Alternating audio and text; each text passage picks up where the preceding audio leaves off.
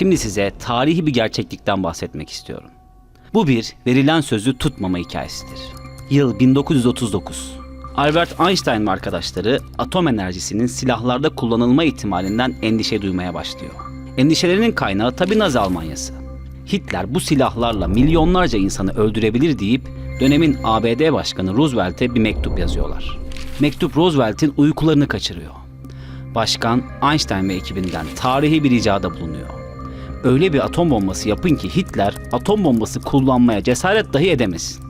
Einstein ve arkadaşlarının tavrı ise net. Yaparız ama bir şartla. Bu silahı siz de asla kullanmayacaksınız. Roosevelt'in tamam cevabı sonrası Einstein tarihin en güçlü silahlarından birini üretti. Sonra ne mi oldu? Roosevelt öldü ve yerine gelen Truman Japonya'yı atom bombasıyla yerle bir etmekten hiç çekinmedi.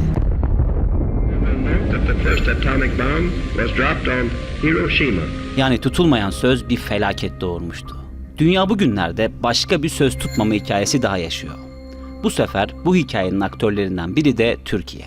Başlıkta yahut kapakta konuyu gördüğünüzü biliyorum. O yüzden gereksizce gizem artırmaya çalışmayacağım. Bu çok net de Yunanistan'ın adaları silahlandırma meselesini konuşacağız. Neden silahlandırıyor, nasıl silahlandırıyor, neden silahlandırmamalı ve şimdi ne olacak? Hepsinin üstünden teker teker geçeceğiz.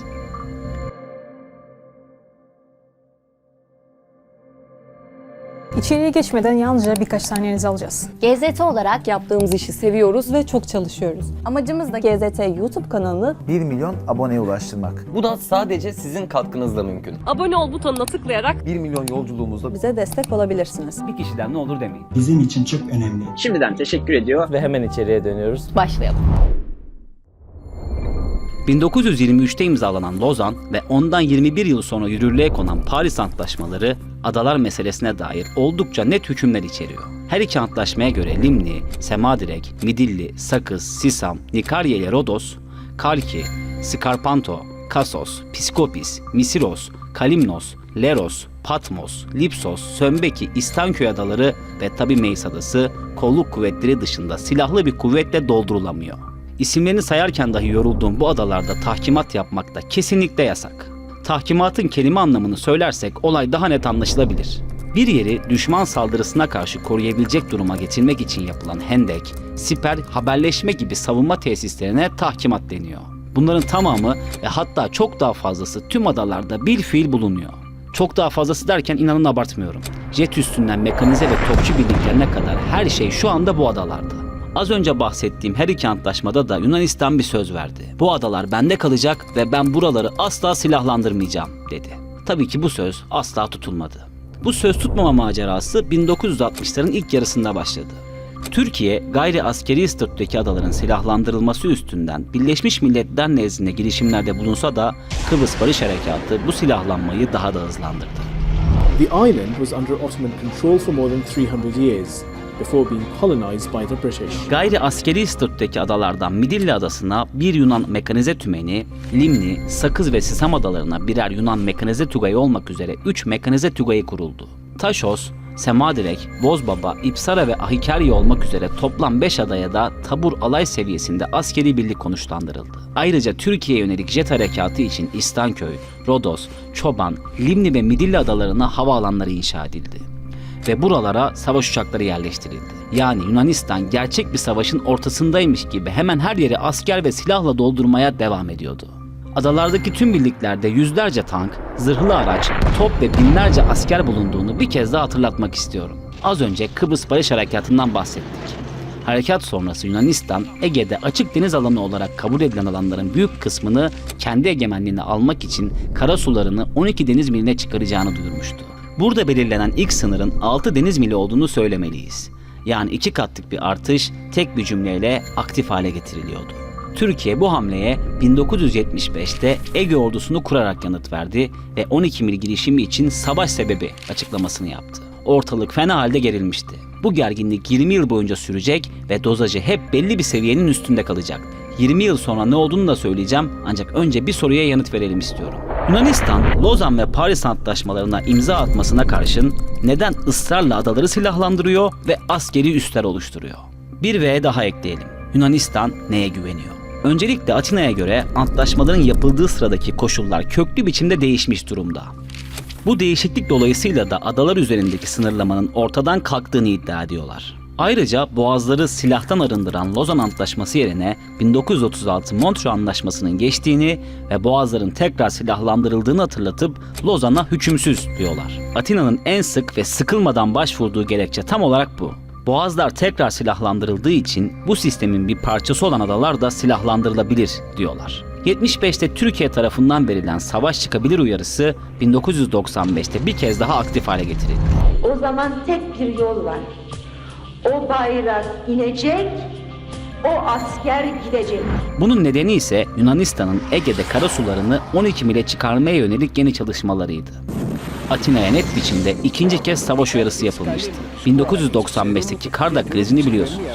Tüm Yunanistan'ı şaşkına çevirecek müthiş bir operasyon yapıldı.